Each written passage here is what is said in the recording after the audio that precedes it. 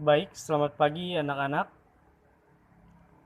Pada pagi hari ini kita akan belajar tentang kompetensi dasar 3.3, yaitu menganalisis peran pelaku ekonomi dalam kegiatan ekonomi. Sekali lagi kita akan belajar tentang kompetensi dasar 3.3, yaitu menganalisis peran pelaku ekonomi dalam kegiatan ekonomi. Nah, pada bab-bab sebelumnya yaitu bab 1 dan bab 2 kita telah belajar tentang produksi. Produksi itu merupakan bagian dari kegiatan ekonomi. Nah, pengertian produksi sendiri seperti yang telah kalian ketahui, produksi adalah kegiatan menambah faedah atau kegunaan suatu benda atau menciptakan benda baru sehingga lebih bermanfaat dalam memenuhi kebutuhan, atau kegiatan menciptakan menghasilkan atau menambah nilai guna suatu barang dan jasa. Jadi, pengertian produksi adalah kegiatan menciptakan atau menghasilkan atau menambah nilai guna suatu barang dan jasa. Itu yang dinamakan dengan produksi. Nah, segala sesuatu itu pasti memiliki tujuan, termasuk produksi ya. Produksi pasti memiliki tujuan. Apa tujuan dari produksi? Nah, itu kita bisa melihat dari dua sisi, yaitu dari sisi konsumen dan sisi produsen. Dilihat dari sisi konsumen, tujuan dari produksi itu untuk memenuhi kebutuhan. Jadi, dilihat dari sisi konsumen, tujuannya untuk memenuhi kebutuhan. Nah, jika dilihat dari sisi produsen, tujuan dari produksi ini untuk mencari keuntungan. Jadi, jika dilihat dari sisi produsen, tujuannya untuk mencari keuntungan. Jadi, tujuan produksi sekali lagi ya, tujuannya dilihat dari sisi konsumen untuk memenuhi kebutuhan. Jika dilihat dari sisi produsen untuk mencari keuntungan. Itu tujuan dari produksi. Produksi itu pasti memiliki tujuan. Segala sesuatu juga memiliki tujuan. Kalian sekolah saja memiliki tujuan. Kalau kalian sekolah nggak memiliki tujuan, nah kalian tuh seperti zombie. Tahu zombie?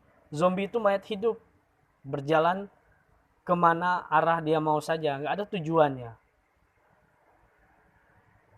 nggak jelas, gentayangan aja. Itu namanya zombie, mayat hidup. Nah, produksi memiliki tujuan. Kalian harus memiliki tujuan ketika sekolah. Begitu ya. Jadi, segala sesuatu itu harus ada tujuannya, termasuk produksi. Lalu, apa saja faktor-faktor dari produksi? Nah, faktor-faktor produksi ada 4 ya. Yang pertama itu faktor produksi alam. Ini berkaitan dengan segala sesuatu yang tersedia di alam. Apa saja yang tersedia di alam? Bisa kayu, tanah, air, barang tambang. Jadi segala sesuatu yang tersedia di alam itu adalah faktor produksi alam. Lalu yang kedua ada faktor produksi modal. Modal ini bukan hanya uang ya. Jadi kalau kita mendengar kata modal, biasanya kita pasti beranggapan modal itu adalah uang. Modal itu adalah uang. Enggak hanya uang. Alat juga modal. Karena ketika kita memproduksi suatu barang tanpa alat nggak bisa ya. Makanya alat bagian dari modal. Lalu ada faktor produksi tenaga kerja. Ini manusia ya, kita. Jadi kita ini adalah faktor produksi yang penting juga. Salah satu unsur dari faktor produksi. Misalnya kalian bekerja di sebuah pabrik pembuatan baju. Nah, kalian ini adalah faktor produksinya manusia. Jadi faktor produksi tenaga kerja itu adalah manusia.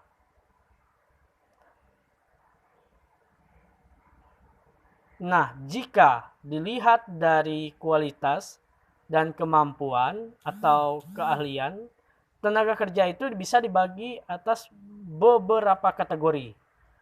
Apa saja kategorinya? Yang pertama ada tenaga kerja terdidik. Tenaga kerja terdidik ini adalah orang-orang yang bekerja, sebelum mereka bekerja, mereka menempuh pendidikan. Siapa saja mereka yang termasuk atau tergolong dalam tenaga kerja terdidik? Ada guru, dokter, pengacara, itu termasuk tenaga kerja terdidik. Nah,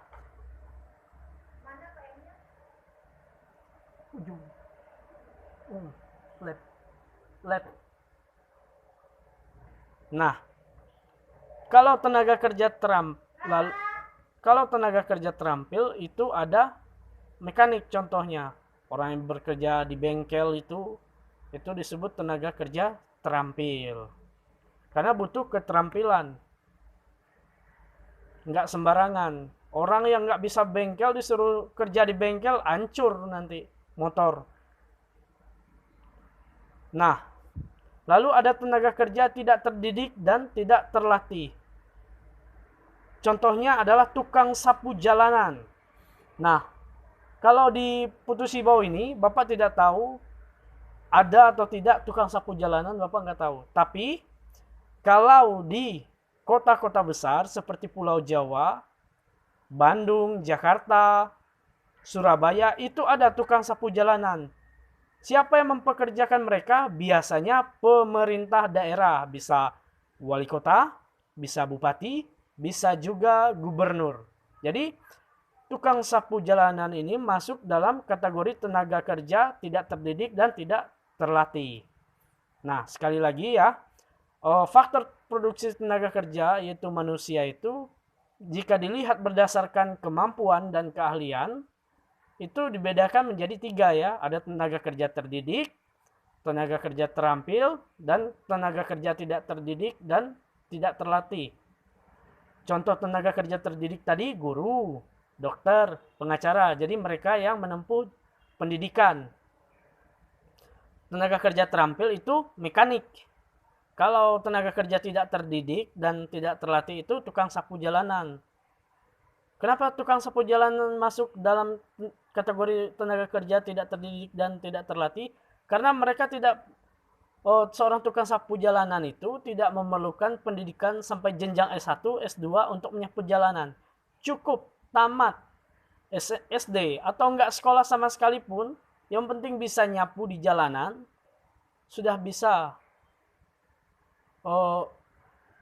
dipekerjakan menjadi seorang tukang sapu di jalanan.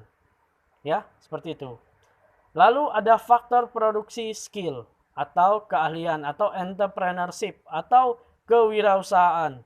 Ini adalah orang yang memiliki kemampuan mendirikan, mengelola, dan mengembangkan dan melembagakan perusahaan miliknya dengan tujuan memperoleh keuntungan. Itu faktor produksi skill atau keahlian atau entrepreneurship atau kewirausahaan. Jadi orang yang mempunyai jiwa kewirausahaan atau orang yang kreatif, orang yang mampu mengelola perusahaan, orang yang mampu mengembangkan perusahaan. Itu masuk dalam faktor produksi skill atau keahlian atau entrepreneurship atau kewirausahaan. Seperti itu.